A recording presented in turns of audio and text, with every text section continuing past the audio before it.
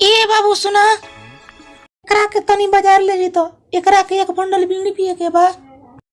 अभी है? हाँ अभी नहीं तो कब ले चलो ना।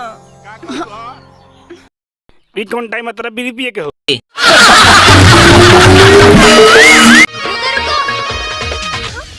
हमरो के बीड़ी पिए के बा, तोरा का बीड़ी पिए के बा। तेरा बीड़ी पिए के बाद जल्दी बैठो। देखो तू ओकरा के साफ साफ कह द, ओकरा के बहुत बीड़ी पिए के मन करता। अबे हाँ काहे के हमने की चाहती के हुआ और हम तोरा के बीड़ी ना पिया सकिले, ठीक बा? बबली, ए बबली रुक रुक ना बबली, कहता तोरा पानी अभी ना मिली। बबली सुन ले, तोरा पानी अभी ना मिली, ठीक बा ना? अरे बबली पागल बड़ का तू, पानी में बीड़ी ना मिलेला। रे चल बहरी, पानी अभी ना मिले, चल के पेट भर बीड़ी पी ले ना। बीड़ी पिए बीड़ी पिए के भूत सर होल बा सवार। थोड़ा मुंह के पिया देना।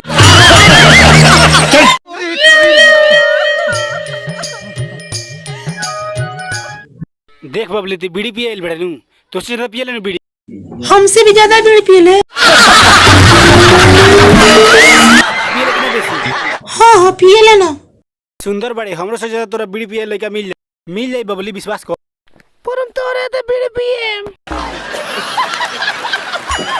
हम तो सब कोने के बीड़ी पिए ना पियो तो ना होई।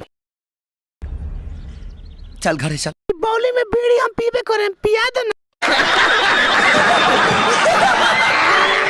बीड़ी ना मिलेला बीड़ी ना, चलो तेरा सिगरेट पियो, चलो घरे चलो।